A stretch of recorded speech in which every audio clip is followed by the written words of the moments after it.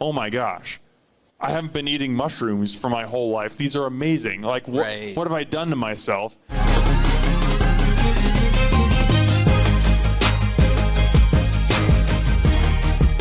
All right. Well, thanks so much for having me. Thank you for coming on to my podcast here. Dan, you're my first ever guest. I'm just going to get right into it. Let's do it. Yeah.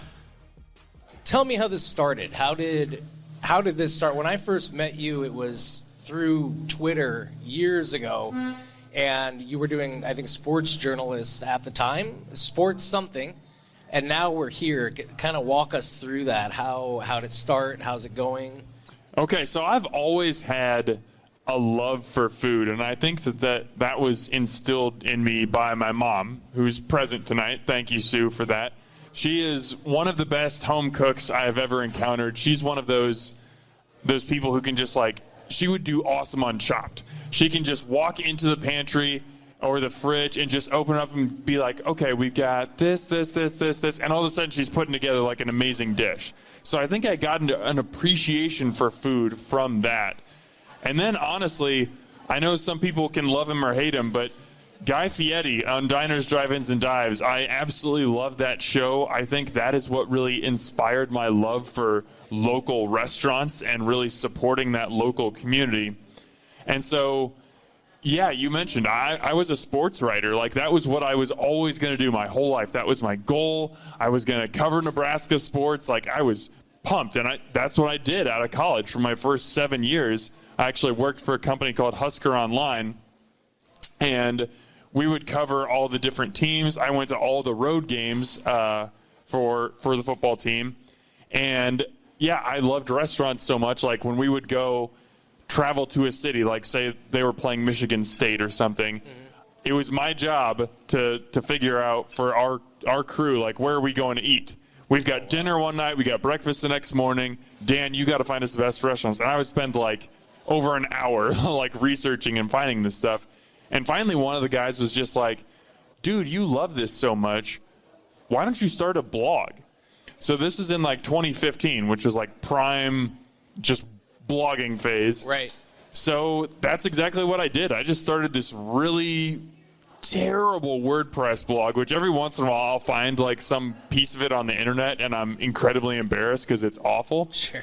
But I started doing restaurant reviews, and because I was covering Nebraska sports and everyone loves Nebraska sports, I had a pretty good following on Twitter. Right. And so I would share these restaurant reviews, and people got excited about them and kind of gained some traction there. And then in 2019, I was actually approached by a podcast company that was just like, hey, have you ever thought about doing a podcast?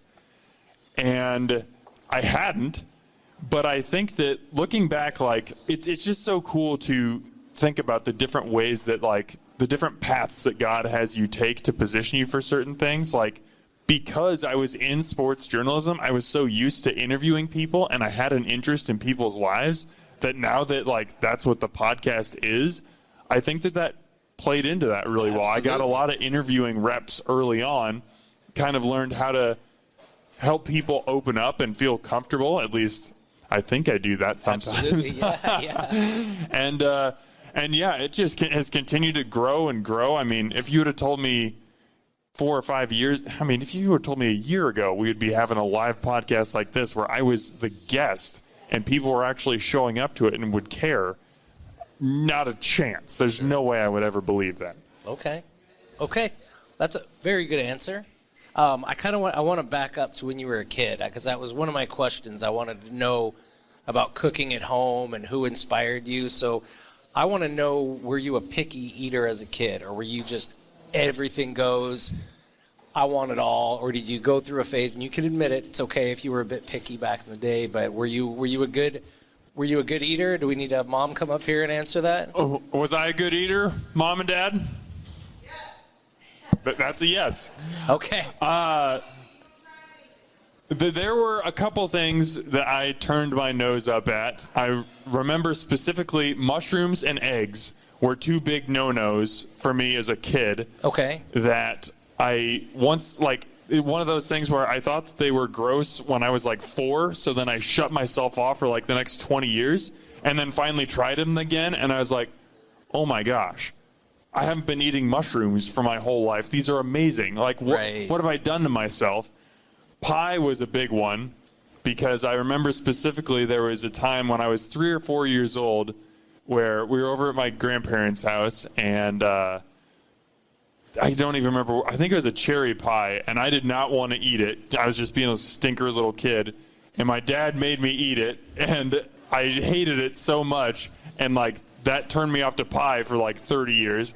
I love pie again now. Pie, yeah. Pie's great. And yeah, now I'll eat just about anything. There's very few things that I will say no to. Cottage cheese is that's the no-no. You're from Nebraska and you won't eat cottage cheese. It's disgusting. Oh my God. I had at a previous job, I had a coworker. He sat right next to me. Like we didn't even have a divider between our cubicles, and he's one of those people who just have like a thing of cottage cheese. He'd go get that at lunch and bring it out and just sit there and eat it with a spoon. Yeah. Nope. When's the last time you tried it? It's been some time. I mean, like, if it's in something and it's disguised, I can eat it. It's not like I would, like, throw up or anything, but I will never seek it out. Wow. Okay, that's interesting and sad. That's sad. I love cottage cheese. Tell me on cottage cheese. What's good about it? What's redeemable about it? Everything about it. It's low in carbohydrates. It's delicious. It's great with a little bit of salt. It's good with fruit. It's good for you. Look at me. I need more carbs, Paul. Right. There's my next question. How are you so skinny? Is this small portions, lots of meals? Is it lots of cardio? Is it just genes? What's the deal? So my kind of go-to response to this is I have a lot of room vertically. Yes. So there's just more room for food to fit. Okay. The calories spread out. No.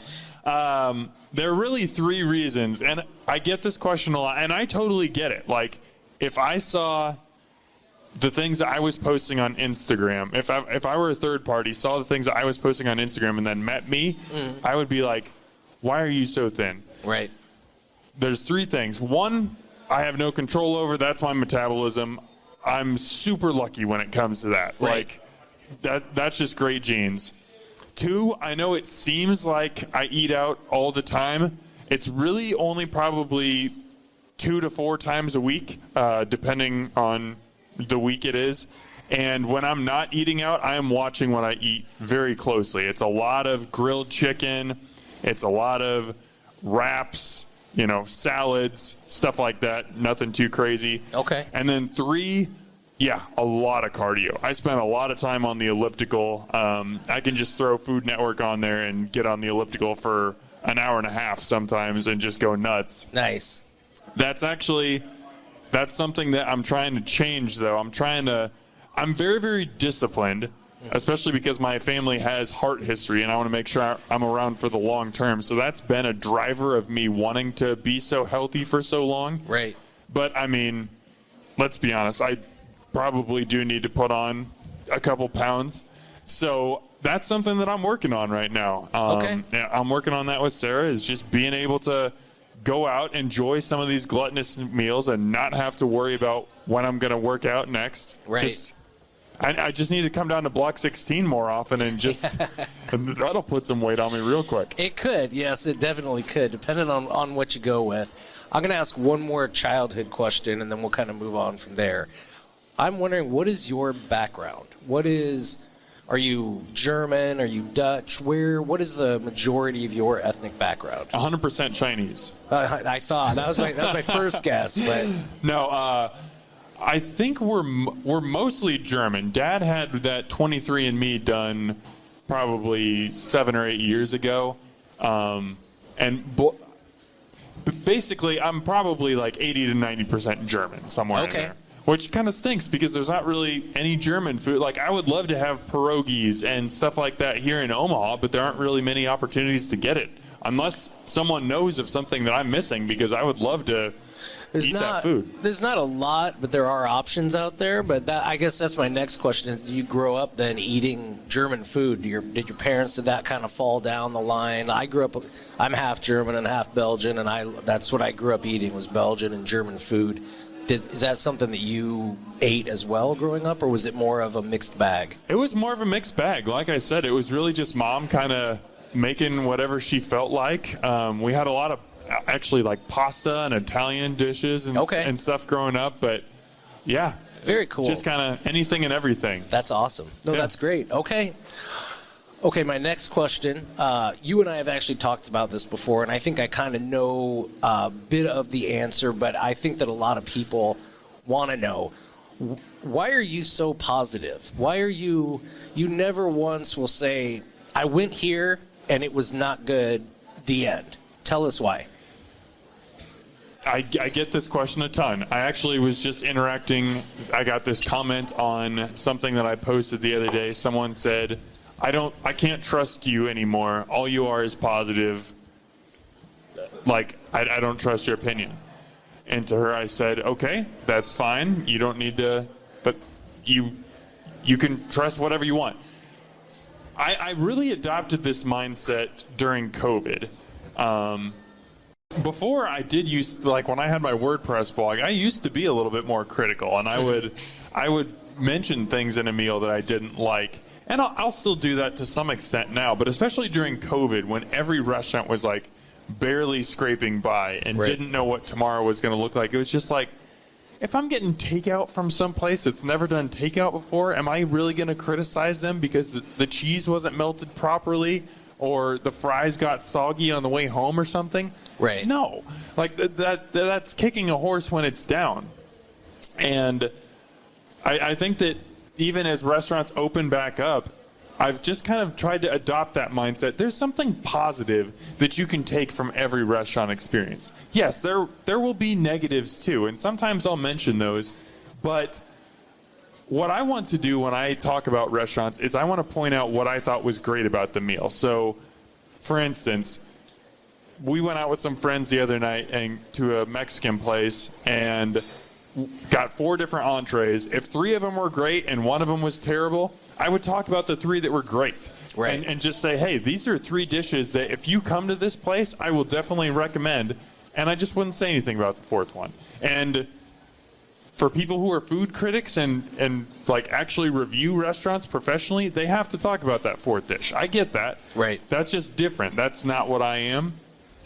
And I think the last component of this is I've been doing this podcast for 5.5 years now. Mm-hmm. And I have a different chef on every single week. And I hear their pain points. And I hear what life is like for them. Mm-hmm. And I'm just like, I like these people. I'm rooting for these people. I don't want to come into their place and have their food and they come on my podcast and are super nice and then I just rip them a new one. That's just not being a good human in my book. And I want to be a good human. So, I mean, from the restaurant perspective, like, I would love for you to let people know, like, what does that feel like when you get a bad review, especially one that isn't deserved? Well, that would be a whole other podcast on its own, I think, because I would say I for one, and I know a lot of other restaurant owners feel the same. Like, we're actually thankful for this because everyone's a critic now, and everyone has an outlet, and you hear all the bad. You rarely hear the good. In fact, if you look at a lot of restaurants' Google reviews, if you pull it up, the first 5 negative reviews all start with, I usually love this place, but not today.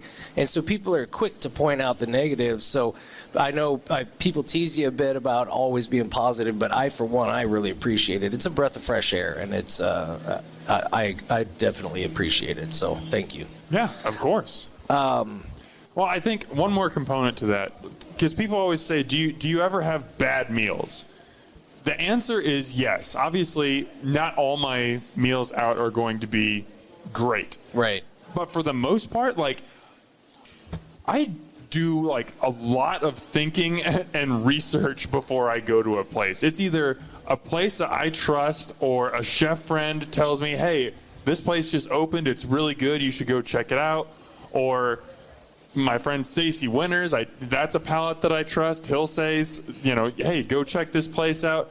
Like, normally when I'm going somewhere, I'm not just going to like a complete unknown. I'm going with a knowledge of what the cuisine is, of what some of the really good dishes are, maybe even what the chef recommends. Right. So I'm coming in like, I don't want to say anything bad, but like, I'm not going to just random restaurants. I'm going to places that I have vetted and that I trust. I've looked at pictures online. I'm just like, this looks awesome. I can't wait to go here. So that probably plays into it too, in that I'm trying to just pick great restaurants to go to.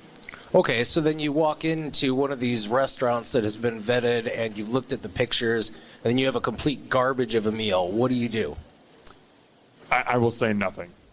I'll be very disappointed. I'll complain a lot to Sarah probably, but I will say nothing online because it just, to me, that's not helpful. Because, I mean, like, I don't know. If I visit a restaurant, I don't know if 3 cooks just called in sick that day. Or I know that, you've talked about this before. Like, sometimes somebody just won't show up. You've got somebody on the line who all of a sudden just doesn't show up. Or the produce delivery might not show up that day. So if I come into a restaurant and I come in on that day and I have a bad experience and the kitchen is just like going up in flames, that might be a one-day occurrence. Right. Other people who come to the restaurant might have a great experience. So who am I to go to a restaurant on what might be the only bad day that they have and talk about this horrible experience that 99% of diners are never going to have? Right. And again, some restaurants they don't deserve that grace, and they don't put in the effort to have that. But I'm always going to extend it to people because I believe in people. I believe that restaurateurs, for the most part, work extremely hard. They work on very small margins, and life's more fun being positive, man. It's just, let's all be positive. Let's love one another. That's a great answer. Okay. Well, okay, so on this same note, now you have grown in popularity a lot over the years. But the more fans you gain, the more hate you're going to get online. How do you deal with that, and does it affect you? Because I know I've seen it, I've fought for you, I've stood up for you on several occasions, but you seem to be able to take the higher road for the most part. But are there times where, you go home and you're just curl up into a ball and cry and let Sarah rub your back? First of all, thank you for the support. I do appreciate that.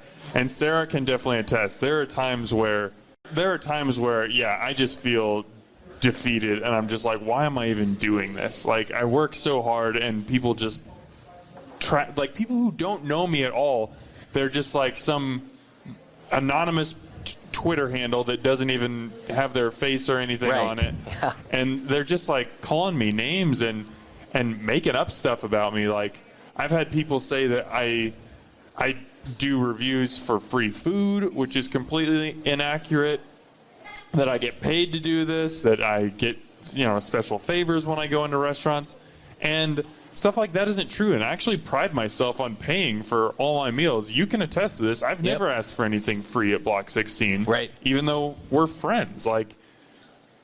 So, I mean, that stuff is hurtful. And I'm like anyone else. You can get 99 really positive comments that say, thank you for doing this. Hey, great review, nice pictures, love your positivity.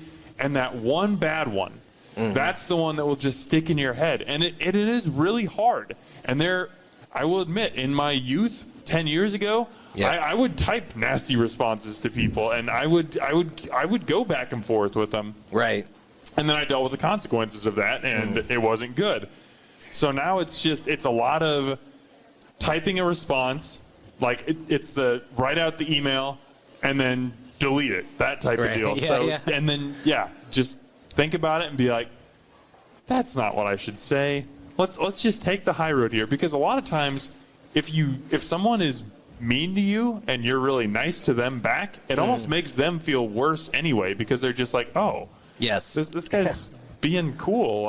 I was trying to tear him down. So to answer your question, heck yeah, it bothers me. Just like I think it would bother just about anyone. But part of it is I have to know, my identity is ultimately as a child of God and not as a food critic or a food reviewer or anything like that. So even if all this goes up in flames and people don't trust my opinion anymore, God forbid, I can be secure in that identity. Okay, I like that. That actually, you kind of answered my next question, but I'm going to ask it anyway. Does this ever get exhausting? Because I mean, I think any line of work can get exhausting, but it looks, between, yes, the people that don't trust your opinion, but also just the daily posts and the daily videos and the photographs and getting the right photograph and working a full-time job and doing this, does it get exhausting? Do you get tired? Yeah. Sometimes, I mean, and I don't mean that in a bad way, because I love it. It's fun. I wish that I could. People always ask me, do you do this full time? And no, it's just a total side hustle. I wish I could do it full time, because it's the absolute best thing. But I mean, there is that constant pressure to continually put something out, to have something, if not every day, at least 4 or 5 times a week. And like, I'm not gonna lie, like, I think about that. Sarah and I haven't done a ton of traveling, and a lot of that is because I'm not passionate about travel, because I think about that. I'm like, if I'm gone for a week, I'm not putting out content about Omaha, restaurants and stuff. So we actually are taking a vacation here in about a month. We're going to Charleston, South Carolina. Oh, that's a huge food city. So that's great. Any recommendations, I'll take them. But I'm actually really looking forward to that, to having a week where it's just like, you know what? I don't have to worry about prepping for the podcast. I don't have to worry about putting out content. I don't have to worry about any of this. I'm just going to relax, eat some good food, lay on the beach with my wife, and have a really good time. So that's great. It's yes and no. There is that pressure to constantly be coming out with something new, but also I do really enjoy it, and I do really like it. And I mean, there's nothing gives me more satisfaction and more happiness than when I post something in Omaha Food Lovers or on Instagram, and someone responds, and all they do is tag a friend. Right. Because that means they are, like, they got interested in the restaurant, and they're telling a friend about it, which doubles the chances that they're going to go. And to me, that's what this is all about. I don't care if people follow Restaurant Hoppen or like Restaurant Hoppen or even like me. I care about getting people into locally owned restaurants, helping them, no offense to these places, they have their time and place, but out of the Texas Roadhouse, out of the Outback Steakhouse, out of Olive Garden, and seeing the amazing food scene that we have here. I mean, it is incredible to me. What was it the other day? Oh, I posted about Yoshitomo, which to me is just like a no-brainer. And I know I'm totally immersed in the food scene, but like, I feel like everyone knows about Yoshitomo. That it is this incredible sushi seafood restaurant. Dave Utterback is a James Beard Award finalist. Incredible food. And I posted about it, and several people said, I've never heard of this place. I'm so, like, I really want to go. So I just have to remind myself time and time again that even the places that seem so obvious to me, most people don't know about. So if you can just get it out there and be like, I bet if we ask this room, who's even heard of Ellie's Chinchorro, much less been there, it's the best, like, middle American food that you will find, the best Cuban food. It's unbelievable. And to help people just realize the food that we have here in this city, that's the mission right there. That's everything. Right. Well, on that note, well, for one, there's an Omaha guy, I'll tell you all about him later, that's doing big stuff in Charleston. So you'll want to visit him when you go down there. Really? Yes, he's really good. But don't you think that, I know it's hard to step away and you always want to create the content and you always want to push things out, but don't you think traveling would actually open up your eyes a little bit as to, like, comparing Omaha to, saying, oh, this is the best restaurant in the country? Wouldn't it be best to get out and see the country? Like, what I mean? Without a doubt. Yeah. Okay. I mean, I have no question, and that's like the catch-22 in my mind. Right. Is that the more you travel and the more you eat around America, the more you experience, the more that your horizons are broadened. Right. So I know that it will be good for me and good for my palate, and I've learned a lot just in traveling. Like, I still remember a trip that I took to Boston probably 7 or 8 years ago.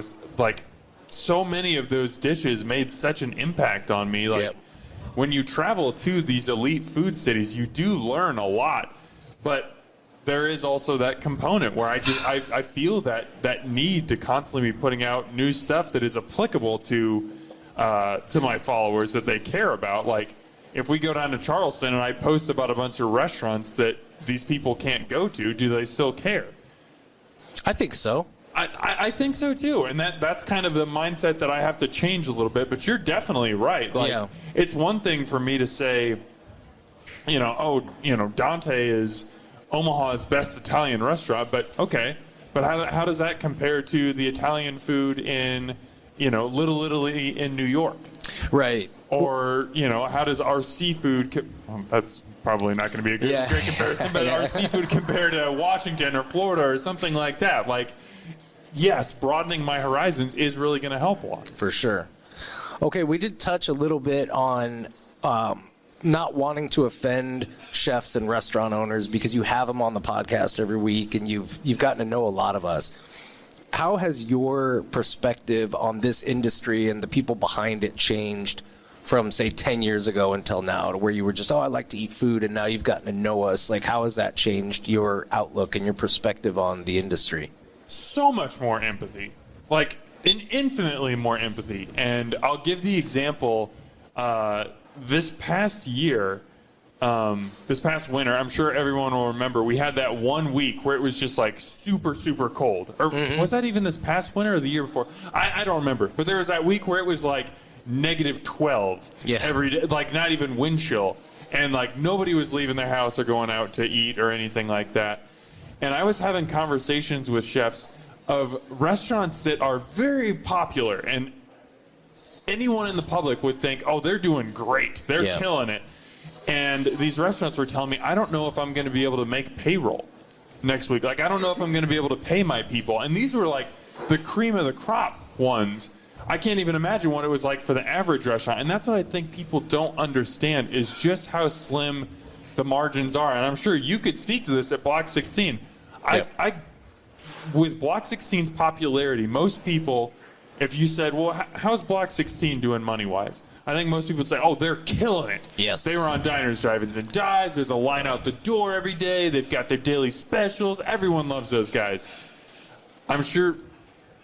Are you a millionaire, Paul? No, that's very far from the truth. Yeah.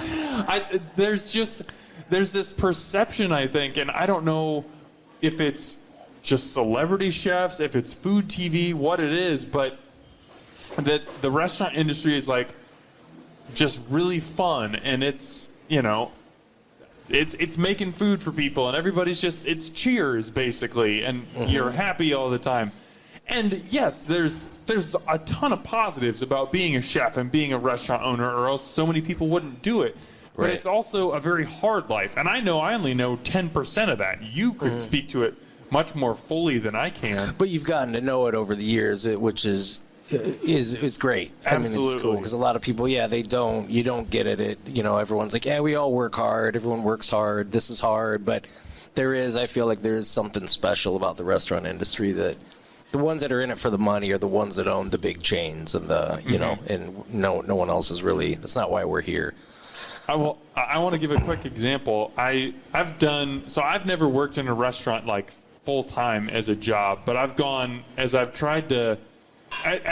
more immersed in the scene, I've tried to like gain more knowledge. So stage isn't the right word, but I've worked a shift in several restaurants, and one that I will never forget. I worked just a lunch service at Virtuoso Pizzeria, which is my favorite place for pizza, and I will never forget how much time David Lasole, the owner there, put into his meatballs.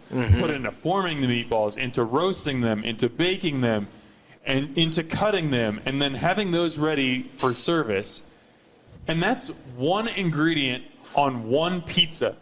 And he was making them from scratch, and it takes him like hours every day to do that. And I think that's the stuff that people don't see, is it in these locally owned restaurants where people are scratch making stuff, it takes hours upon hours. Yeah, the restaurant might be open from 4 to 10 at night or something, but people are getting into the restaurant at 6 or 7 in the morning to start the process for the day. Right. So Yeah, I just, the more that I learn about it, the more empathy that I have, and the more passionate I am about shining that light on local restaurants, because you guys work your asses off and you deserve a little love. We definitely appreciate it. Thank you so much. Okay, I'll switch it up a little bit. I want to go back into just like food dishes. First of all, what's your favorite meal? Like right now, if your mom could cook anything, what is your favorite meal you grew up eating? Favorite meal we grew up eating? Probably ribs. Like barbecue ribs? Yeah. Mom and Dad both made very good ribs. Smoked or baked? Grilled usually, but Okay. Mom can also make some killer oven ribs, which is not easy to do. Right. No, yeah, you can go over on those very, very easily. So that'll bring me to my next food question. This is a big thing in the industry that we always talk about. What's your death row meal? If you're on death row, you can look at it differently. You're a religious man. Let's say your last meal ever. You have to pick one meal. What's it going to be? Wait, it could be your mom's, or it could be something in Boston. It could be something here. But, Oh boy.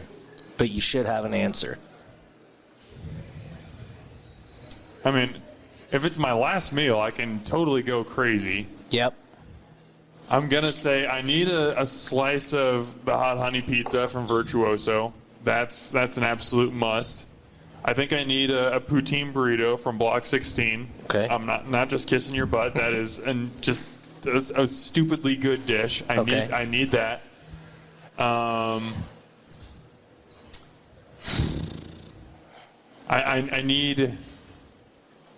need some duck from the Boiler Room. Yeah.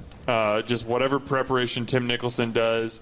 I need the Aburi Wagyu from Yoshitomo. Yes. And then I need Sarah's Chocolate Dream Cake. I need a slice of that from Buttered Marshmallow. I'm not just saying that because it's named after my wife. I'm saying that because it's the single best piece of cake I've ever had. Okay. It is like a chocolate overload. It's almost too much chocolate, but it goes right up to the line and doesn't cross. That would be my death row meal. I need to update it. I have like this whole thing on my website. Like, if I knew it was my last day on Earth in Omaha, here's what I would eat for breakfast. Here'd be like my mid-morning snack. Here'd be my lunch. Wow. I spent way too much time on it. Wow. Yeah. Mine is my mom's pork roast, sauerkraut, and dumplings, and that's it. Wow, you kept it a lot more simple. Yeah, yours is very involved. I do love it. I've got so many dishes and so many restaurants I love. Plus, if I'm going out, calories don't matter anymore. Right. Well, let's have you some gotta go fun. for it. Yeah. You could be uncomfortable. Okay. Exactly. I know that you don't, and I would never ask you to say a name, but can you, in your mind, think of one guest you've had on the podcast that you were just like, wow, I will never do that again? Has there ever been a bad experience on the podcast? And I won't ask any details, except if it was me. Well, you're here. I asked you to be here tonight. So I'm trying to think. The first ones that come to mind are guests that are just really, really quiet and seem very uncomfortable. Like, I think I have a good ability to draw people out and help them feel comfortable. But some people, as soon as they put the mic on or the camera turns on, they just really clam up. And that's their personality. That's okay. Okay. There are other, I would say 98% of the guests that I've had on the podcast are people like yourself, are people who are really passionate about food, and they've had dreams of opening a restaurant, and they think about new dishes all the time. And those people are awesome to interview. I've had a couple guests on who it was just kind of like, yeah, I just kind of, like, my family had this restaurant going growing up, and I just kind of, like, fell into it. Like, this is just my job. This is just kind of, like, what I do to survive. I'm not really passionate about it. Those are kind of hard because it's kind of like, well, you're not excited about it. It's hard for, to get other people excited about it. Right. I don't know if anyone has ever been, like, a total diva or is like, you have to call me. Does anyone make you call them chef? No, that is not that's happened. good. I cannot stand that, so that's good. There was one guest who now has had like a really bad falling out, and some very, very poor stuff has come out about that I would never have on the show again. Okay. But other than that, most of my guest experiences are fantastic, and I this is something I say almost all the time, but like other than spending time with Sarah and now maybe Herbie, my dog, recording the podcast is my favorite hour of the week that I get to do. I love talking to you guys. I love learning more about the industry. I cannot get enough of it. Now, can you at least say the name of your other dog that you don't talk about anymore? I love Benny. Okay, I just want to make sure, because I saw your phone picture earlier, and it's of Herbie and no Ben. Herbie gets the real estate on the phone. That's my dude. Okay. He's my guy. Benny's a friend. Herbie's my best friend. Okay. We all have best friends. That's fair. Yeah. That's fair. Okay. We did talk a little bit earlier, too, about people accusing you of getting paid to do this or taking free meals.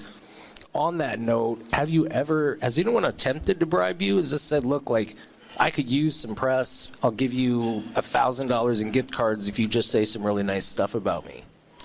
Maybe not that explicitly, but restaurants come to me, especially probably more in the last 6 months, and have been like, hey, we would really love for you to come here, and we'll comp your meal. Whenever you want to come out, we'll have you come out. And that it comes from a good place. I understand what they're doing, but that makes me feel really uncomfortable, because if I do come in and I don't have a good time, one of those, occasions where I might not say anything or I might not write a lot about it. Right. Now I would feel, obligated to. That hurts my integrity. And then, like, if people say that they can't trust me, I wouldn't have any argument with them. So I decline those invitations, and I typically say, you know what, I would love to come to your restaurant sometime. I'm interested. I'm going to pay for my own food. Okay.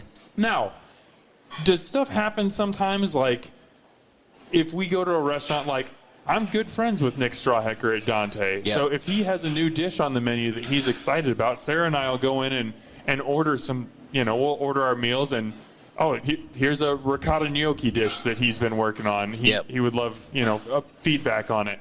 Yes, that happens. Yep. I remember there was a time I came into Block 16, and you were going to run the Moist Maker as a special, which was your, like, crazy, all the Thanksgiving food into one sandwich. And I got a spicy chicken sandwich or something that day, but you were like, Dan, we're going to be running this on special tomorrow. Like, I really just want you to try it because this thing is crazy and I think it's cool. Yeah. Yeah, that happens. But I think that that's, like, more honoring. That it's not about the chef being like, I want to give you free stuff so you give me good publicity. But it's more just like, I created this thing that I'm proud of and I think is cool, and I want to share it with people. Right. That I'm all about. I think that's awesome. If somebody's just trying to throw money at me to come to their restaurant, I don't really feel that so much. Okay. Yeah.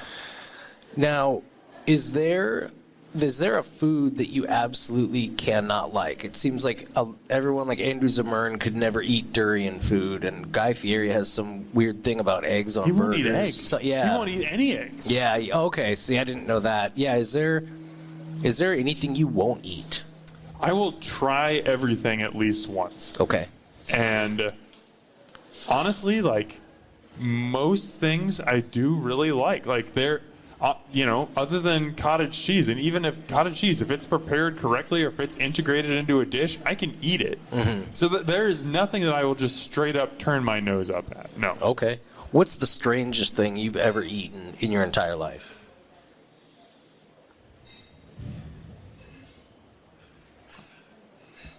Probably I'm sure this isn't the right answer. Off the top of my head, I remember the first time we went to Umami, we just got like a giant sushi platter with just all kinds of different stuff. Mm-hmm. And one of the things was monkfish liver. Oh, yeah. That's the foie gras of the sea. Yeah. But at that time, I was just like, whoa, I don't know, but I don't even know what monkfish is. Like, I'm eating its liver now. That's kind of weird. But it was fantastic. Yeah. And, I mean, I feel like I should have a better answer than that. I'm sure there is something. Never ate a caterpillar as a kid or anything like that? No, I haven't even had, like, people eat ants or whatever now. Yeah, like they're good. Yeah. I've never done that. Or, like, they sell, dried crickets or chocolate-covered crickets at baseball games. I've never had that or anything. I would be open to trying it, but I just haven't Yeah, they're really good. Actually, Jessica wants us to be the first to put crickets onto our menu because they're good on so many levels and so good for the planet. I've heard it's good protein. It's extremely good protein. Yeah, my kids love them. You can actually get them at the gift shop at the zoo. On your way out, they'll have like cheddar cheese, crickets. And okay, there we go. Next time we go to the zoo. Go to the zoo and then pop in and grab a few. So I will tell a quick story based off of this. Mm-hmm. This was back when Sarah and I first started dating. It was probably our third or fourth date. So we were still very new in the relationship. Like when you're more likely to say yes and less likely to express your opinion, just kind of go with the flow because you want to impress the other person. Right. And we went to Dario's Brasserie.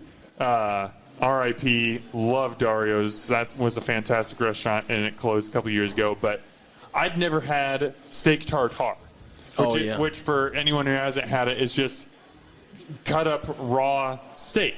And you can eat it. Like most people think you can't eat raw meat, you can eat this safely. Mm-hmm. And I'd never had it, and I really wanted to. And this was the first restaurant that I'd gone to where I saw it. Now we've had beef tartare so many times, and it's delicious. So good, yeah. But at the time, I'd never had it. And Sarah's family, growing up, is the family that like well done steak. Like if there's any pink in the burger, send it back. Yeah. Not send it back, but like we're not eating that. Like right? Yeah. Like total opposite end of the spectrum. And so I was all gung ho, and I didn't totally know that about her yet. And I was like, hey, can we get this? I really want to try it. And she was game, and she tried it. And that was one of those first times I was just like, hey, this girl's pretty cool. That's awesome. She's willing to try this, and we absolutely loved it. Dario's crushed it, and now we get tartare all the time. Yeah, Dario's was great. Do you still head over to Avali or Avoli? Oh, yeah. Avali's fantastic. And has Dario been on here? Oh, yeah. Oh, good. I've had him on the podcast, and we did a live pasta podcast probably 5 or 6 months ago. He was on that, too. Oh, good. Yeah, he's one of my favorites. He's great. He's a gem. Okay, I'm going to put you on the spot a little bit here. I know we're kind of winding down here on time. So everybody knows you're very positive. You don't knock anybody. 90% of the chefs in Omaha, 95%, we all appreciate that. But there's a little gamble going on here about whether or not I can get you to talk about a bad experience at a restaurant. I would never put you on the spot to talk about some restaurant that I'm friends with or I'm not friends with. You've been to Block 16 at least 50 to 100 times. I know we're not perfect. And if I could win this bet, I want to know, tell me about a bad experience you had at Block 16, a dish that you didn't love. Oh, jeez. It's okay. I'm half your size. I'm not going to do anything. You just tell me and I'll take it. Honestly,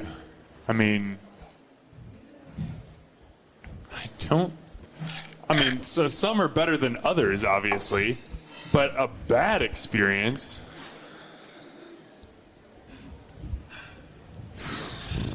Now's your chance, Dan. You can get it all off your chest. Okay, I'm trying to think here. Like I'm trying to go back. I'm looking at some pictures now, trying to see if anything like stands out.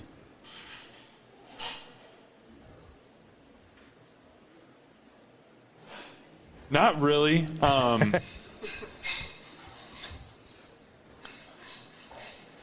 No. Oh. No. You know what? I'm not going to go there. I'm not going to be that person. I will anonymously give you a bad experience that I had at another restaurant recently. Okay. How's that? I think that's good. Will that suffice? Yeah. Who is it? Anonymously. Right. So we went to this restaurant with friends, and admittedly we were already we were in a little bit of a sour mood because we tried to go to one restaurant and it was open, but they told us that the kitchen wasn't serving that night. Then we tried to go to another restaurant and they were closed for a private event that evening. So now we're at restaurant number 3 and we're hangry. And we order our meals and get all our food, and it was good. We overall had a positive experience and had a great time with our friends. And I'm someone who just likes to, I'm not a beer drinker or anything. Usually if I get something to drink, I'll just get a whiskey neat. Okay. And so I looked over their spirit selection, and there were no prices or anything by any of them. But they were all just in alphabetical order. Like there was no special section, like these are premium premium spirits or anything like that. Like I think the one that I chose was like next to Jim Beam or something like that. So it wasn't indicated that it was anything fancy. Our bill comes, my like little finger of whiskey was $45. Oh. Yeah. Sarah was livid. Like, and it's one of those situations where we're like, I guess that's how much it costs. Like, we can't really be mad at them. I guess I could have asked how much it costs. They should have specified. But, like, it wasn't on the menu. I mean, yeah, so that was an experience where it was like, the food was not good enough for us to justify coming back anytime soon. Okay. That was rough. Yeah. So, ouch. Okay. Yeah. Okay. I wish I had something bad to say about Block 16. I wish that I could trash you, but like... I know, there's other people that will, I promise, but I just thought, it was a little bet we had going, a couple chefs and I was like, no, I think I can get him to trash somebody. How about this? You guys, you ran a special. This was probably about a year and a half ago, and it was called The Ultimate Breakfast Sandwich. And I think one of your daughters might have even been a contributor in coming up with it, which makes me feel even worse. Yeah, maybe we better stop this. No, go ahead. But breakfast sandwiches are like one of my absolute favorite things. Right. And so like when I saw Block 16 was doing a breakfast sandwich, like those are my worlds colliding. Right. And I was expecting to have my mind blown. Like I was going to see new colors as I ate this thing. And it was good. Okay. But it wasn't bad by any means, but it didn't blow me away. I was like, oh, that was a upper echelon breakfast sandwich, but like I thought I was going to be like on Mount Everest. Okay. And I think I was on like, I don't know, whatever the tallest hill is in Omaha. Les Hills, Yeah. Mount Crescent. Okay, Yeah. So just to clarify, I had a bet that I could get you to trash a local chef or restaurant, and you went after a 6-year-old girl, or possibly 8. Okay, no, Yeah. Okay, well that was good. That was good enough. That I'll let them know when I'm tucking them in tonight. I can be the villain in their bedtime story. Yeah. That's perfect. Okay. There was this tall, gangly, skinny idiot. Yeah. No, I appreciate you. Thank you for at least answering the question. That's great. I am running out of questions. How are we doing on time here? We can be done. You want to be done? Well, I don't know. I mean, now that you've trashed my daughters, I think I want to pull out some of these other. No. Moving forward, what do we have? Like, what's in the works? I mean, this was a really fun idea. Are there more things coming up? Yeah, there are definitely going to be more events. I mean, we're going to continue doing a live podcast every month at Hurrdat Sports Bar at the La Vista location. Next month is going to be an all bread podcast, so I'm having 3 different bread makers on the show. That's going to be a lot of fun. We're going to talk about all things carbs, and it's just going to be a great time. Okay. I've got a couple things in the works that aren't like solidified enough for me to like talk about, or I don't know the exact date when it's happening, but okay. There is some very exciting stuff coming up, and there's always something new on the horizon here, and always something like great to be excited about. Like Pivot Prime, the new steakhouse just opened about a month ago. Like I can't wait to go try that. Or, there are. Have you been out to Ruhlman's yet? No, I haven't been out. That place has been open for like a year or a year and a half, and I still haven't been out there. Like that's the thing. Like people will ask me, they'll be like, "Oh, you've been to such and such place. What do you think about it?" Right? Yeah. And I'll be like, "I don't know. I haven't been everywhere." Like, what's the place of the raccoons? Is that? Alpine Inn. Alpine Inn. That's like a classic Omaha restaurant that everyone knows. I've never been there. Yeah. Finicky Frank's is a famous Omaha restaurant. I've never been there. Like, there are a lot of places that I still have to explore and go to. So there's always something new on the horizon, something new to be excited about. Have you ever gone to a restaurant where you're like, you've been planning it for a couple of weeks, like we're going to go to this restaurant on this Thursday, and then that Thursday comes and you're just like, I'm tired, I had a big day, I don't really want to go, but you go anyway and you still enjoy it? But are there days where you're just like, okay, I really don't want to go out to eat? Or are you always excited to go out to eat? Paul, I plan like my schedule around when I can go out to eat. I'm always excited when an experience comes. Maybe every once in a while, like if I have a real bad day at work or something, or Sarah's just not feeling it. Yeah. Then it's a little like, But most of the time, I'm geared up. I've looked at the menu online like 16 times and changed my mind on what I'm going to order 17 times. I've looked at photos. I've texted friends and been like, hey, we're going to X restaurant tonight. I know you went there recently. Like, be honest with me. This dish, scale of 1 to 10, would you recommend it? Yeah. I'm a total sucker. I'm a total nerd for this stuff. I believe that 100%. I know you and I will text every once in a while, and it's just like, yeah, you love food, and that's always refreshing and good to hear.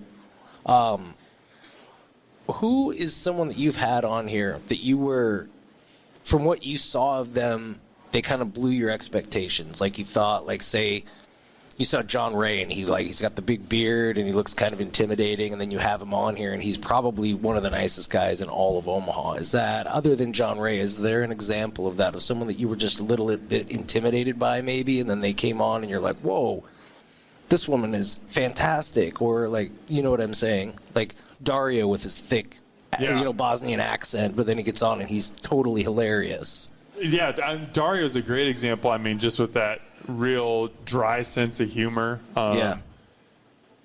You know, like Nick Strawhecker at Dante is a bombastic personality. So the first time I had him on, I was like, can I keep up with him? Like, can I spar with him back and forth? I don't know if I can do that.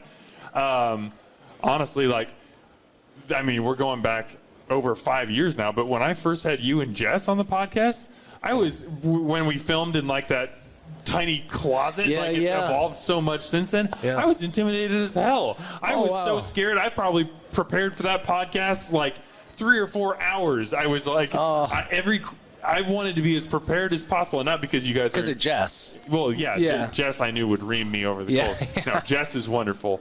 Yeah. Let's see. Trying to answer your question though, like, especially now, I usually feel pretty confident going in. Mm-hmm. One recently, I've had Clayton Chapman on the podcast for the first time.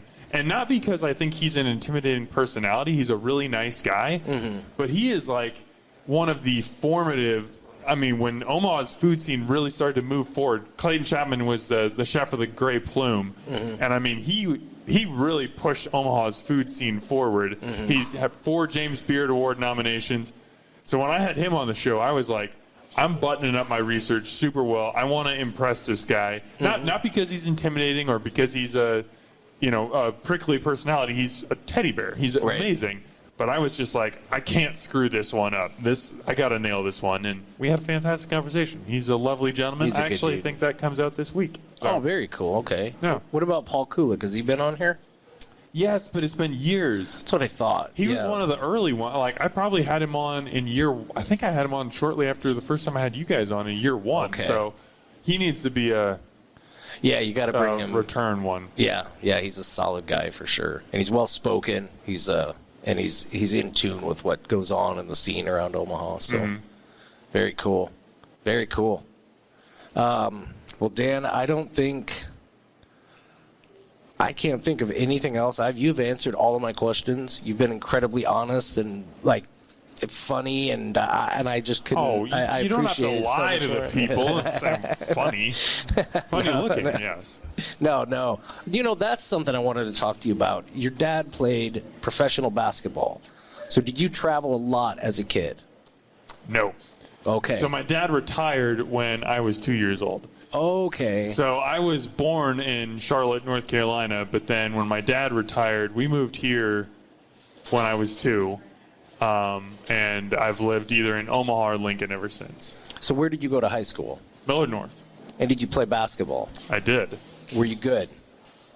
I was decent. Yeah. I was honorable mention All-State, and then I played 1 year at a tiny NAIA college called Hastings College. Oh, yeah. I know Hastings. Realized that a 6'6", 170-pound post player probably wasn't going to have a professional basketball career, and it was probably time to focus on what my real career should be. Okay. Went to Nebraska, got my journalism degree, worked at the Daily Nebraskan, and that put me on the path to here. Do you still play just for fun? No. Not at all? I haven't dribbled a basketball in probably 7 or 8 years. No. I used to play pickup all the time, and then I just kind of got out of it, and now I feel like I would be so bad that I'm terrified to even pick up. Like, Sarah wants to go down to a park sometime and just shoot hoops, and I'm like, no, I don't want to lose to you in horse. I'm embarrassed. So. Well, you could have a dunking contest with her. I don't think I can do that anymore. Really? Yes, you can. Maybe. I don't know. I think you could. I want to see it. You could even start by lowering the hoop like the kids do. You know? I was going to say, if we lower it a little bit, I got those white man hops. I mean, maybe if we go on like a Nerf hoop, we can do a dunk contest. We'll see. Right on. And what about siblings? Tell me. I have one sister, 2.5 years younger than me. Her name is Faith. Okay. Did she play basketball growing up? She did not. She played volleyball. Okay. Mm-hmm. Right on. And what is she doing now? She is a teacher at a local Lutheran school. She's a middle school teacher, and she is an absolute rock star. I look up to her in so many ways. She is just so much more capable and stronger than I am. It's incredible. But you have to be a rock star to be a teacher, and then to teach middle school on top of it, I can't. I can barely hold a conversation for 3 or 4 sentences with those kids. She's like engaging them, and she shows them like my restaurant reviews and stuff, and they get all excited and everything. So that's very cool. I'm a huge fan of my sister. That is amazing. Well, thank you again for answering all of my questions. I probably have 1,000 more for you if once I get in my car, but I'm running out of steam here, and I apologize. This is my first time doing this. You did a fantastic. How did he do, everybody? Podcast host, huh? Awesome. Thank you. That's great. Yeah, Paul. You run a restaurant, you have a family, you have a farm, you've got about 18,000 irons in the fire, and you took the time to prepare for this and come out and do this tonight. I cannot tell you how appreciative I am of you. Thank you so much. Well, it meant the world to me that you asked me, and I do it anytime. It was a lot of fun. I was very nervous, but it's something I really do enjoy talking food. I really enjoy talking to you, so the fact that you asked me to do it means a lot, so thank you. You did a great job, man. Awesome. Thanks, man. Thanks, everybody, for coming out tonight. Yeah, thank you. You guys absolutely rule.